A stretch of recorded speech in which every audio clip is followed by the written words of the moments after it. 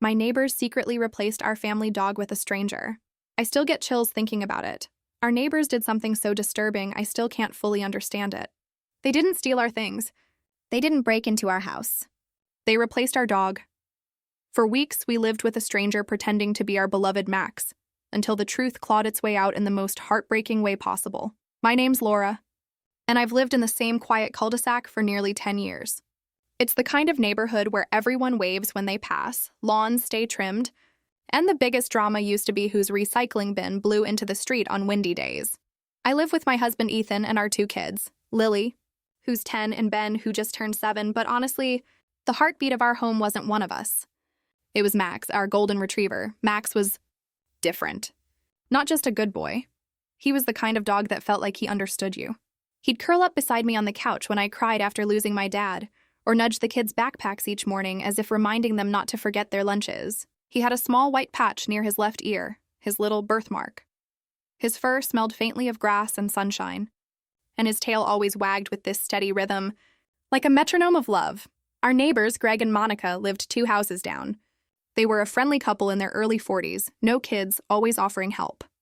Monica especially loved Max. She'd bring over homemade treats. And Greg would joke that Max was their practice child. It seemed harmless, even sweet. Then one evening, everything changed. It was early spring when my mom had a sudden heart scare. She lived 3 hours away and Ethan was stuck at work. I had to go immediately. Greg and Monica offered to watch Max for a few days. Don't even think twice about it, Monica insisted. We love him. He'll be spoiled rotten, and I believed her. They'd watched Max before during day trips, and he adored them. I remembered dropping him off, his tail wagging, his eyes full of excitement. I kissed his head and said, "Be good, buddy. I'll be back soon." I didn't know it was the last time I'd see my Max. 3 days later, Mom was stable, and I drove home exhausted but relieved. When I pulled into our driveway, Max came bounding out from Greg and Monica's yard. Same golden fur, same happy bark, but when he reached me, something didn't click. He hesitated before jumping into my arms. Max never hesitated. I brushed it off. Maybe he was just tired or confused after being away. Still, when I hugged him, it felt wrong. His fur was coarser. His breath didn't smell the same. Even his bark had a slightly different tone. It echoed differently in my chest. "Missed you, buddy," I whispered, forcing a smile. "It's good to have you home." That night, as Max lay by the couch, his head resting on his paws, I noticed his left ear. There was no white patch. I blinked, thinking maybe the light was weird. I reached closer. Nothing. Just smooth golden fur. My heart gave a small, confused flutter. "Ethan," I said quietly, "does Max's ear look different to you?" He squinted, shrugged, and said, "Maybe his fur grew in?" Dogs change sometimes. I wanted to believe that. I needed to. But deep down, something inside me whispered the truth. This wasn't Max. The next morning, the house woke to the soft clink of cereal bowls and the squeak of Lily's chair against the tile. Sunlight cut through the blinds in pale stripes. "Max, sit," I said, patting my leg. He sat, but not in the same way. Max always leaned into my knee, pressing for a scratch like a child asking to be hugged. This dog sat perfectly straight, polite, almost formal. It made me laugh nervously. "Good boy," I whispered, scratching the spot behind his left ear. Max would usually close his eyes and tilt his head into my fingers. This one blinked, then looked past me toward the back door as if listening for something outside. "Mom?" Lily said, spoon half raised. "Why does Max smell like a different shampoo?" Ethan looked up from making coffee. "Monica probably gave him a bath," he said. "She's always fussing over him." I nodded, but the knot in my stomach tightened. "Probably." After school drop-off, I tested our rituals. I opened the pantry and took out the red bag of treats. Max always did the same thing when he heard the crinkle. One bark, a hop, then a quick circle that ended with him sitting, crooked, tail thumping the cabinet like a drum. I crinkled the bag. He trotted over, calm, tail swishing in measured arcs. No bark, no hop, no circle, just a polite sit and an unblinking stare. I set a treat in my palm and raised my hand. "High five," I said, smiling, ready to feel his paw land too hard in my palm the way it always did. He lifted his paw tentatively and tapped my wrist, not my palm. It was close, almost right, but not Max right. My brain started offering kinder explanations. Maybe he was tired. Maybe the stay had disrupted him. Maybe he missed Greg and Monica's house. Maybe. But the maybes couldn't soften that whisper in my chest. Around noon, I took him for a walk. The air was cool. The sky was a soft, lidless gray. We passed the maple tree at the start of the cul-de-sac. The one Max always sniffed for too long. The one I would tug him away from. This dog breezed past it. Didn't even glance. When we turned the corner, Monica's SUV rolled to a stop beside us. Her window slid down. "There's my boy," she chirped, voice bright as a ringtone. Her eyes flicked over me, then down to him. "Did he sleep okay?" "Like a log," I said, forcing lightness. "Thanks again for watching him." "Any time," she said. "He was an angel." "Greg practically wanted to keep him," she laughed. It sounded a little too loud. That night, after the kids were in bed, I pulled out the photo box from the hallway closet. Ethan stretched out on the couch with a basketball game humming in the background. I set a photo of Max on the coffee table. A close-up, sunlight catching the fine white hairs in that patch near his left ear. The photo didn't lie. The patch was there, bright as a signature. "Look," I said, tapping the picture. "It's not just me." Ethan muted the TV and leaned in.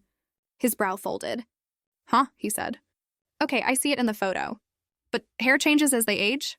"We got him as a rescue at 2. He's 5 now." "Hair doesn't reverse print itself," I said, trying to smile. He rubbed my shoulder. "Let's give it a day or 2. He might just be off. If you still feel weird, we'll go to the vet." Okay, we did give it a day. Then another. The little differences piled up like mail I didn't want to open. He didn't nudge the kids' backpacks. He didn't leap for the squeaky blue bone. He preferred the rope toy, a thing Max always ignored. He didn't do his prancing welcome home dance when Ethan came in from work. He watched Ethan, studied him, then wagged politely like he was greeting a neighbor, not his person. On the 3rd night, I woke to a soft whine. At first, I thought it was Ben having a bad dream. The house was otherwise still. The digital clock blinked 2:13. Then I heard it again, closer to the back door. I slipped out of bed, padded through the hallway, and found the dog sitting upright, staring at the door like a statue guarding a gate. He didn't look at me when I entered. His ears twitched, tuned to the quiet outside. I cracked the door. Cool night air slid in, carrying damp grass and distant road noise. He stepped forward, sniffed, and then, like he'd changed his mind, backed away and lay down. I knelt. "Max?" I whispered. He exhaled, a sound that felt like a non-answer. The next morning, I made the vet appointment. "Just a wellness check," I told the receptionist on the phone, voice overly cheerful. "And could you scan his microchip?" "I can't find our paperwork." I hung up and closed my eyes. I wasn't sure whether I wanted the test to be pointless or definitive. We arrived at the clinic in that late afternoon lull when the waiting room smells like disinfectant and cat carrier. He sat beside me, alert but calm. The tech called our name, and we followed her to an exam room decorated with puppy calendars. The vet, Dr. Patel, walked in with a gentle smile. She'd known Max since the first summer we brought him home. "Well, hey, handsome," she cooed, scratching under his chin. He accepted it, but didn't light up like he did for her. She looked at me. "Everything okay?" "Just a few things," I said, the words nodding. "He's acting different, and there used to be a white patch by his ear." I swallowed. "Could we scan his chip?" "Of course," she said, no judgment in her tone. She lifted the scanner from the counter and traced it along his shoulder blades, then between them, then lower. The device beeped. She read the number and typed it into her computer. We waited. Her eyes flicked side to side as the screen loaded. She frowned slightly, then clicked again. She said, "That tiny sound felt like the floor cracking." "What?" I asked, my voice too thin. "This chip is registered to a golden mix named Cooper." She glanced at me gently. "Not Max." I felt my skin go cold and hot at the same time. "Is there any chance the registry messed up?" I asked. "Maybe the number was mistyped?" Dr. Patel shook her head softly. "It's rare. And Cooper's registration shows a different owner." She turned the screen so I could see, as if transparency would spare me the blow. The owner's address was 3 neighborhoods away. The original implant date was last year. Max's was 3 years ago.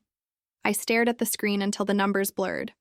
"So, this isn't Max," I said, hearing my own voice from far away. "I'm so sorry," she said. "We can check for any other identifiers. Scars, dental, the ear patch you mentioned. But the chip is pretty definitive." She performed a careful exam. No scar near the rib where Max had bumped into a chair leg as a puppy. Teeth just slightly different. No white patch. The facts stacked up, ruthless and tidy. I drove home in a silence so loud it hurt. The dog lay in the back seat, head on paws, eyes watchful in the mirror. He looked at me like he wanted help. He'd say something if he had the language for it. Ethan was at the kitchen counter when we walked in. "Well?" he asked, hopeful, like this could still be a funny misunderstanding we'd laugh about at dinner. "It's not him," I said. The words were small, but they made the room tilt.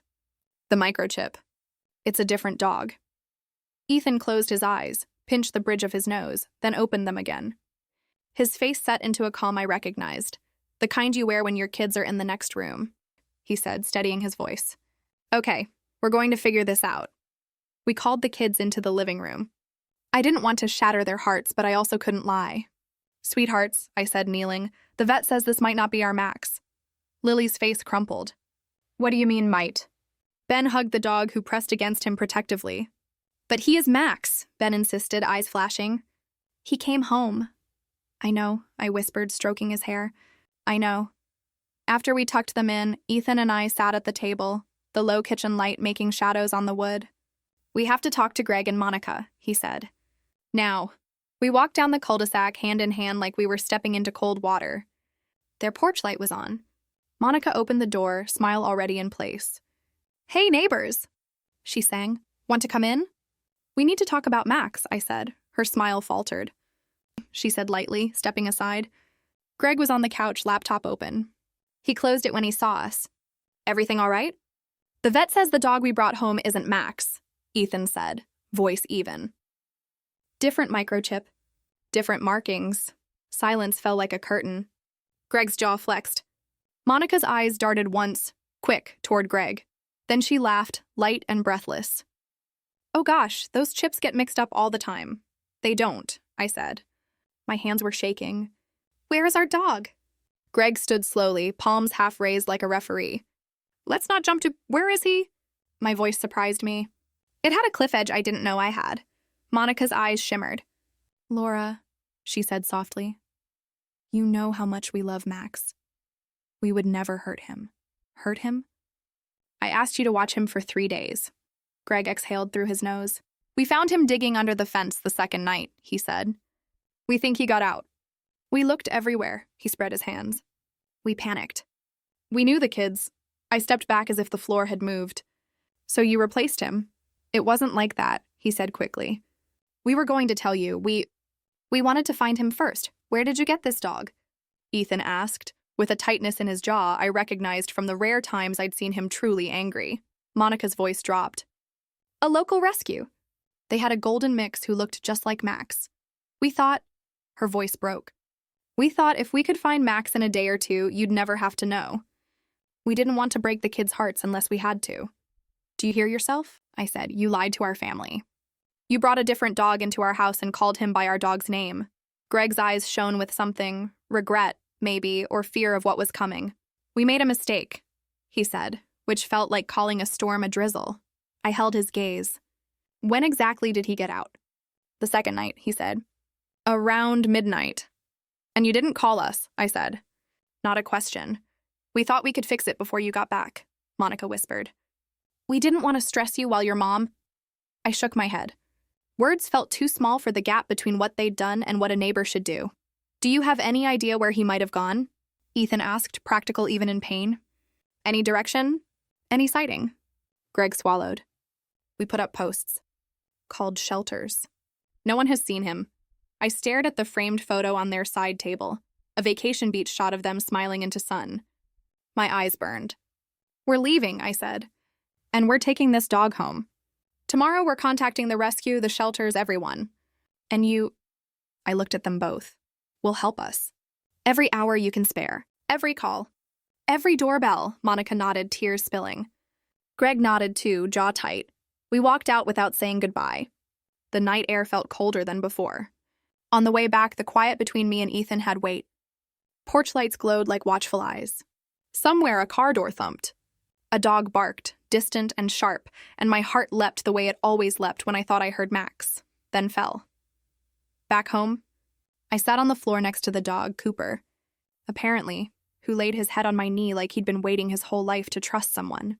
"You didn't ask for this," I whispered. He sighed, a sound like surrender. I pulled out my laptop and opened a blank document. The cursor blinked. I typed, "missing," Max. I added his photos, every angle, the white patch near his left ear, the shape of his tail, the scar by his rib. I wrote the date, the last known sighting, my number. Ethan called shelters.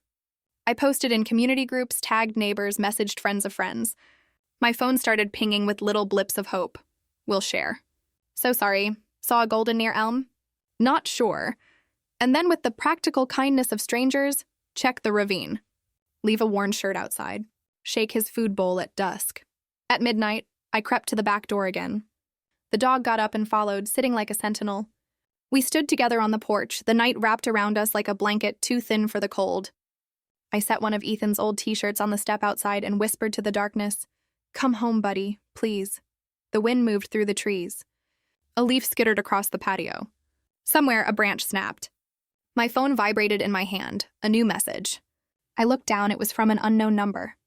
"I think I saw your dog by the old footbridge near the creek. White patch on the ear. Wouldn't let me get close." My heart slammed. The creek was less than a mile away. I grabbed my keys, and the dog at my feet stood as if he already knew the way. The road to the creek was almost empty. Just the hum of crickets and the soft whir of my headlights cutting through fog. Ethan insisted on driving. I clutched my phone with the message still glowing on the screen, rereading it like it might vanish if I blinked. The dog, Cooper, sat in the back seat, whining softly as we turned down the gravel path that led to the footbridge.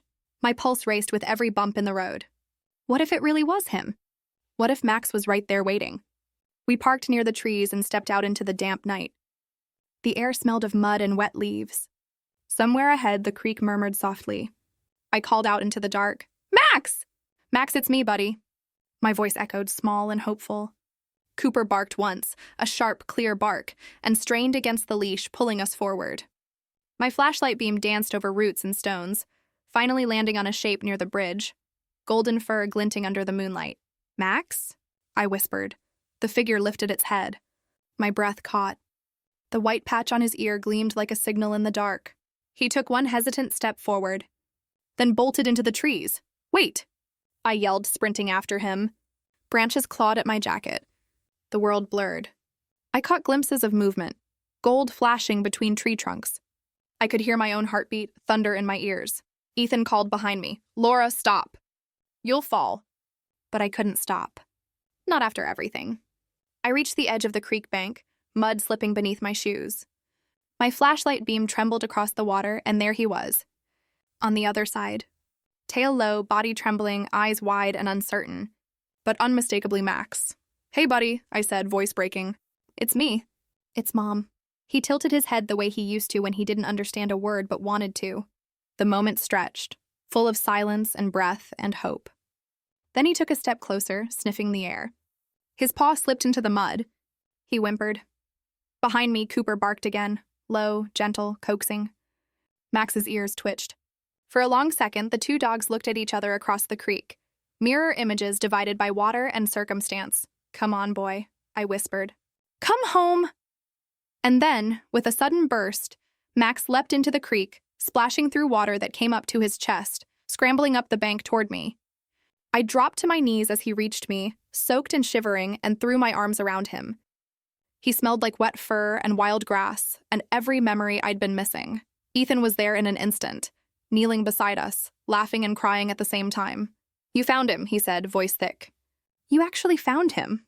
Max wagged his tail weakly and pressed his face into my shoulder.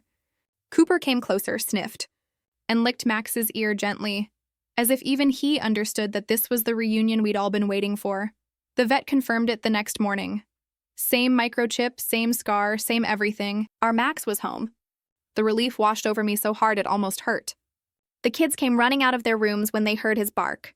Lily threw her arms around him, sobbing, "Don't ever leave again." Ben just kept whispering, "You came back. You came back." We contacted the rescue where Greg and Monica had adopted Cooper. When we explained the situation, they were kind, though shocked. They arranged to take Cooper back and rehome him properly. But by then, something had changed in us. Ethan looked at me that evening and said, "He's been through this too." "It's not his fault," I nodded. The kids begged, "Can we keep both, please?" And just like that, we decided Cooper could stay.